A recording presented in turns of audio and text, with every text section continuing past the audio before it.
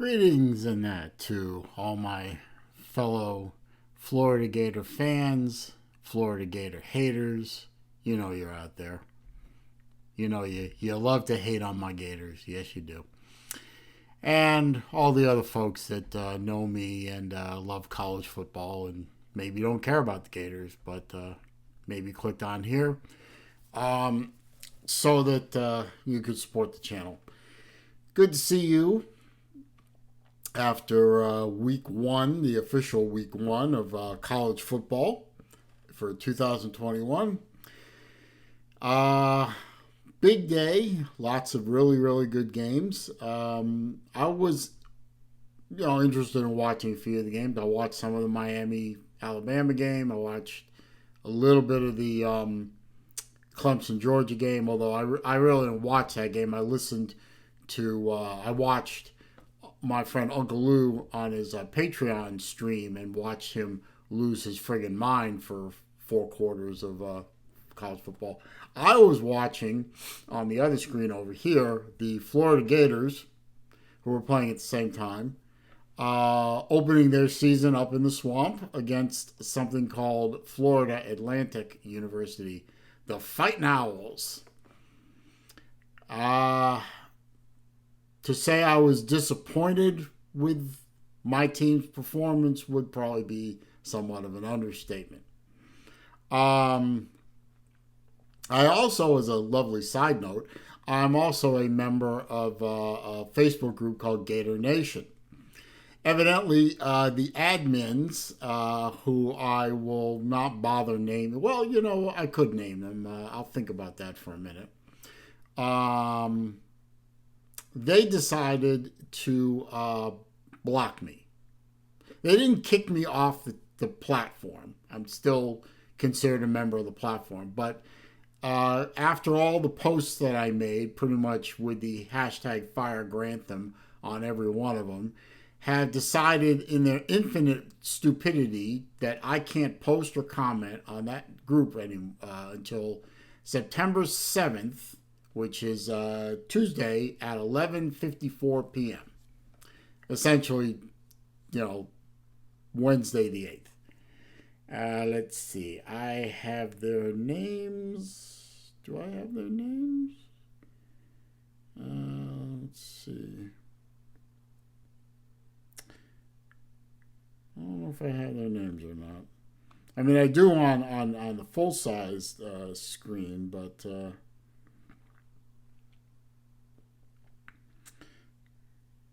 well, I guess it's not terribly important. Anyway, they blocked me. I can't post on there anymore. I can't reply to any of the posts that I made. Probably everyone on the site thinks I tucked tail and ran. I didn't ran. Your benevolent overlords kicked me off the channel for a few days. I guess I can't stand the truth. The truth was that the Florida Gators are, there were some positives to take away from the game, but there were also the negatives that I knew were going to be there before the season even started. Our defense isn't very good. They just racked up yardage all over us. Can't tackle very well. Our secondary is questionable to say the least. We did get some pressure on the quarterback. That was nice, but this was against Florida Atlantic. This is not a very good team. We play like that against the better teams in the SEC, the better teams on our schedule, and we are going to be in big trouble. Also, we find out that Emory Jones isn't very good at throwing the ball, and quite frankly, he's not very good at running the ball either. Our other guy, our freshman Richardson, played a hell of a lot better. I think he ran for over 120, maybe over 140 yards. He didn't throw too many passes, but he did complete a few. But he mostly ran around, and he ran a hell of a lot better and a hell of a lot more decisively than Emory Jones did. I'm thinking I'm pretty sure that Mullen's gonna stick with Jones just like he stuck with Franks, to our detriment, I guess, unless Jones either continues to show a lack of development or he gets hurt, which I hope he doesn't get hurt. But I think Richardson might be the better option, but I guess the next game's against USF, another not very good team, so I guess it's another chance to tune the band up a little bit before we get our asses kicked by Alabama in week 3. But I'm getting ahead of myself. So, what happened in the game? I have my copious notes source. I didn't take any notes. I don't take notes anymore. I just find sources. This is an app on my phone called The Score. Nice app. I've been using it for years. I really like it. Let's see. N'Kosi Perry, 19 of 33, 261 yards and 1 touchdown.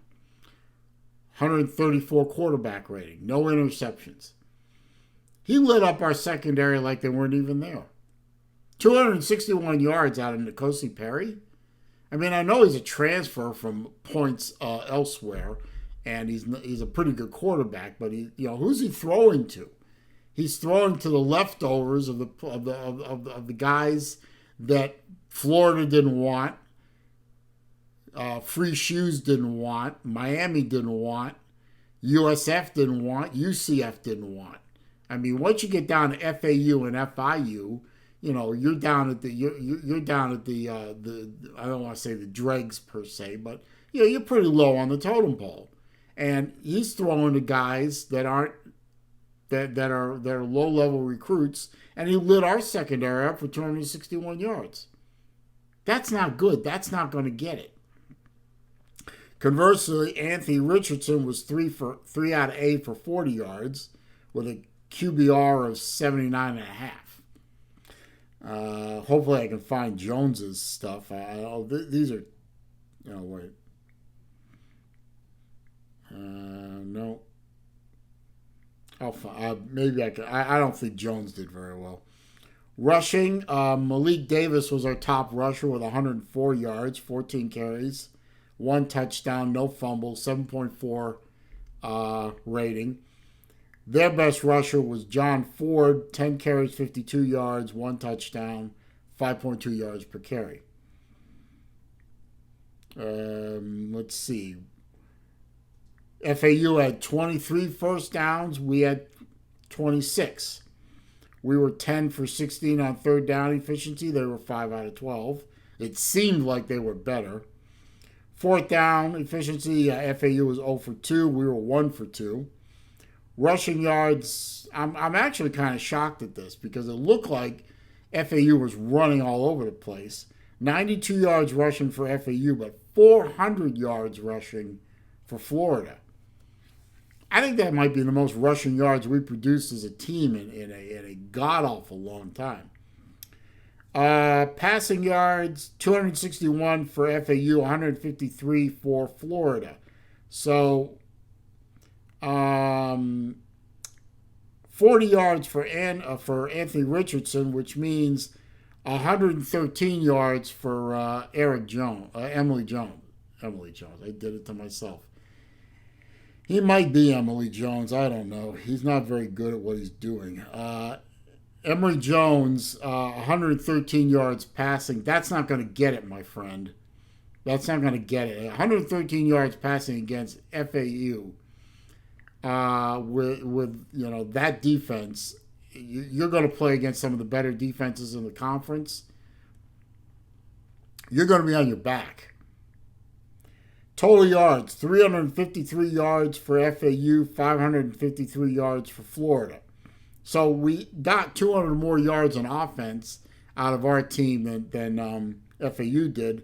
But our defense, our alleged defense, gave up 353 yards to a third-rate team.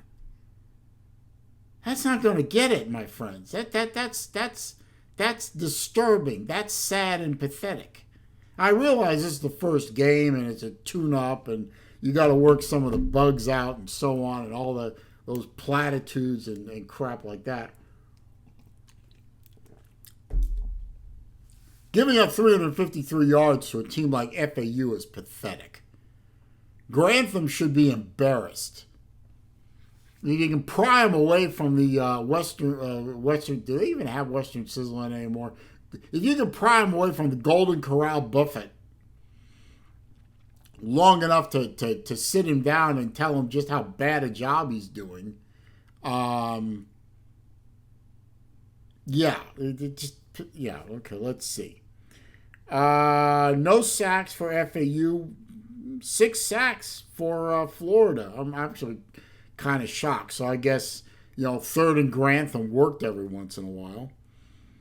2 interceptions thrown by Florida quarterbacks. That was both by Jones, I think. I don't think Richardson threw one. No, he didn't. No interceptions for FAU, but Florida quarterback Jones threw 2. Let's see. 9 penalties for 91 yards for Florida. A lot of them were personal fouls, which kept drives going for FAU and allowed them to finally score when we were actually kind of pitching a shutout. And I'm sorry, Lou, we screwed up your bet, and Florida didn't cover. I apologize on behalf of Gator Nation that you lost money. I warned you though, son. Don't bet. Don't bet with Florida. Just avoid betting on the Gators. If you're a betting man, don't take the Gators in any game. They won't be able to cover because their defense can't hold anything. Let's see. FAU lost. Oh, they had 6 penalties for 25 yards. FAU did. FAU lost 2 fumbles. We didn't fumble the ball. Time of possession was dead on even. 29 minutes, 42 seconds for FAU. 30 minutes, 18 seconds for Florida.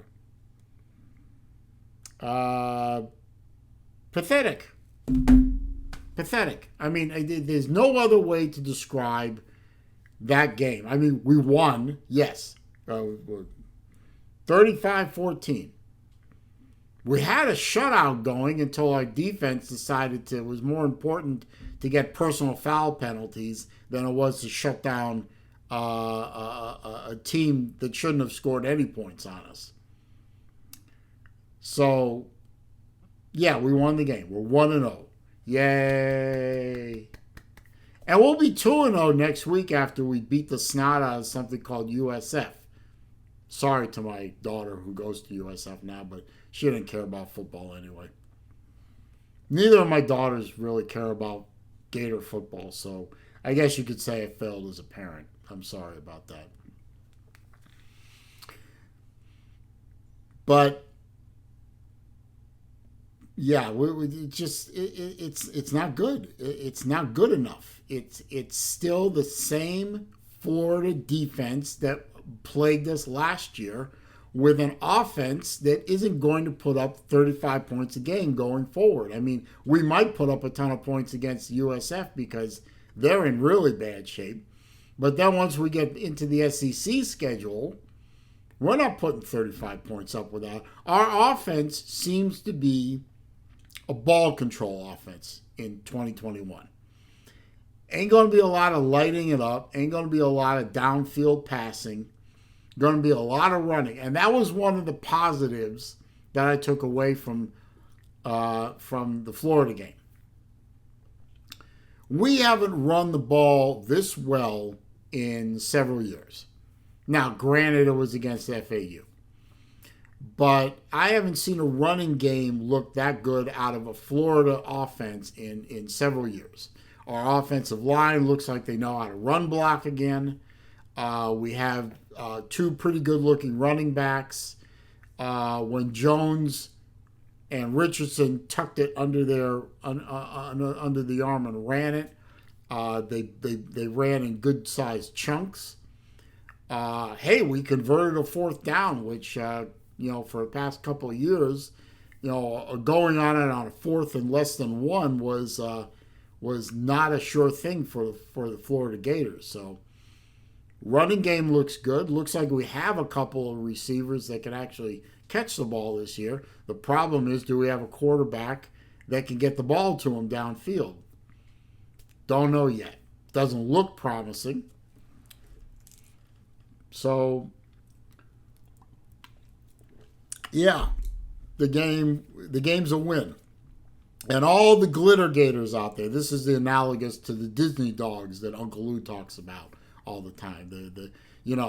Oh, shut up, Uncle Lou. We won the game. Shut up. Stop criticizing. We won the game. That's all that matters. No. The glitter gators are the same with me. Shut up, Celine. We won the game. You don't know anything about football. You haven't been watching football. You're too old. You're the Geritol man. You're the get off my lawn guy. You see the negative in everything. No, I don't. I can say something positive right now. I love my iPhone. That's positive. I love my Gators. That's positive.